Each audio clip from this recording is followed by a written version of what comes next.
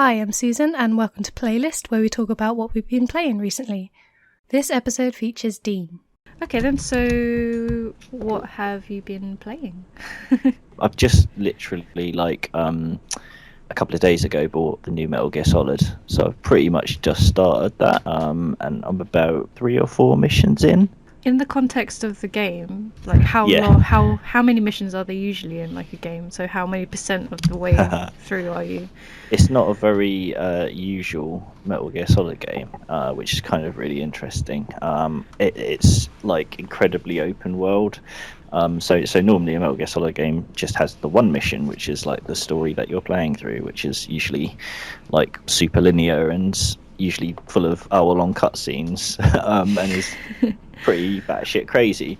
And this game's still batshit crazy, but it doesn't seem to have as many cutscenes, and it's fragmented up. It's an open world game essentially, and you choose your missions, and like you kind of go in and out on a helicopter, and or you can just like free roam around the world, and you're on horseback. Like a lot of horseback. Yeah, it's set in Afghanistan, in the late 80s, I think. So kind of around the Soviet invasion of it. And so apparently, like, horse was one of the best ways to get around, or maybe they just wanted an excuse to put a horse in their game. But as a consequence, it feels a little bit like Red Dead Redemption at times, because you can kind of whistle for your horse, and yeah, it's intriguing. But likewise, you could steal a tank and rampage around on the tank if you wanted to.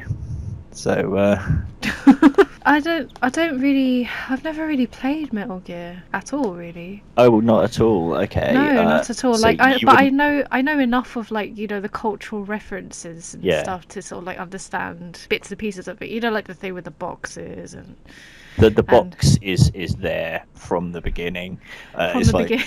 Yeah, it's like once you there's a whole start sequence which is crazy, but once the game gets underway properly and you have your base, which you're basically building out a heaven in the game, which is like it's the kind of private military corporation that Big Boss dreams of starting. It's like a kind of a country for soldiers, basically. It's kind of, think of it as like a kind of a military sans frontières rather than a medicine sans frontières. So, it's pretty crazy. But you're building up this kind of like place on an oil rig. So the first thing that they introduce you to is R&D, and you can kind of like research and develop different technologies. And like literally the first one they give you is like, oh, we've just found out we could research a cardboard box, but we don't have enough scientists to do it yet. So you have to go and capture a couple of scientists, and then it's like, oh, we can research this cardboard box now. And then they research it and say, like, do you want to airdrop this to you? And it's like, you airdrop it, and it just lands in front of you. And he's like, oh, why don't you try it out? And you just get it in the box, and that's it. And you're like, ooh, this is roomy. Yeah. And the eye holes are in the perfect position. Exactly. And his like kind of, I can't see what use this would be, but like your R&D department said it would be a vital interest to you or something. It sounds like a really big kind of wink wink, nudge nudge, elbow. It's a typical Metal Gear running joke. Yeah. I've never really played Metal Gear just because I'm kind of terrible at stealth. I'm not great at stealth. It is quite nice that the kind of action, kind of shooting mechanics in this game are pretty solid. So you can just go in guns blazing if you want to, but your scores for doing the mission, because you're rated on each mission you do seem to put a lot more emphasis on giving you points for sneaking and not being seen. So I'm not sure how practical that would be if you wanted to actually do well at the game. At the moment, like every mission I've tried, I've managed to sneak in and get to the objective without getting seen, and then I always make some kind of stupid mistake, and just get spotted within moments of me actually getting to the objective. So the mission usually ends with me like fireman carrying a scientist and sprinting towards a helicopter with everything exploding around me, which is far from subtle, but gets the job done. I mean, who else is going to research your important cardboard boxes? Well, exactly. You got to get them scientists. You can also like tie pretty much anything in the game to this device called a Fulton, which basically is a little hot air balloon you put on someone, and it just kind of zips them up into the air, and they kind of like give a terrified scream as they go. So you're kind of knocking out like these soldiers really stealthily, and then sticking like this device on their back, and they just scream up in the air and no one notices. So it's really great. And you can do it on anything. You can do it on sheep and whatnot as well. It's like what you're riding around, and like the guy who's kind of your radio support tells you that like some NGO has gotten in touch and wants you to extract the wildlife from the area to save them from the hostilities. So you're wandering around trying to kind of rescue sheep.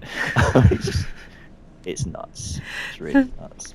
If somebody like wasn't familiar with this game at all, it would just sound completely insane. That's the interesting thing about Metal Gear is like 50% of those games are kind of like really trying to deal with super mature themes and like Gulf War syndrome and child soldiers and all of these really dark topics and quite intelligent. They can be really kind of like subversive and critical of the military and everything. And then the other 50% is just like dick jokes and like just people in their underwear shitting themselves and all kinds of other crazy things. And it's like literally you could cut together two separate trailers of a Metal Gear game, and just like one would look like the most heroic awesome action movie ever, and the other would look like a Carry On film. And there's like it's almost no difference between the two. It's just like they're alongside one another. That's always been the crazy thing about the Metal Gear series. But yeah, so that's why people love it so much.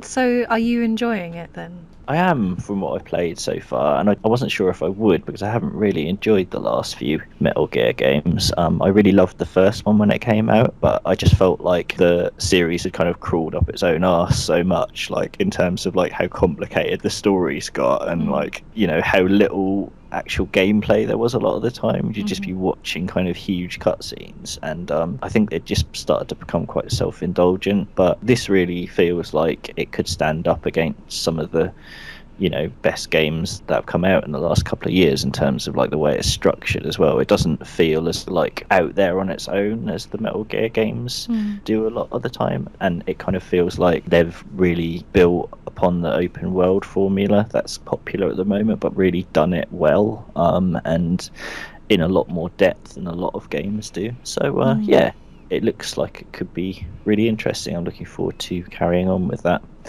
But it's big. It's really, really big. So it's going to take a while to play through. How long do you reckon? Well, I put about 6-7 hours into it, probably, maybe a little bit more. And like my percentage counter is only on 3% complete at the moment. So, ouch. Yeah, it seems like it's a big game, which is pretty impressive. But could be the last proper Metal Gear game if the things that are happening at Konami are, you know, continue to pan out the way they are. Like Konami seem to be more interested in making pachinko machines than video games. So and Hideo Kojima's sodded off somewhere, so who knows what's going to happen with him. But yeah, it looks like this is a fitting swan song for the series if it is the end. Yeah.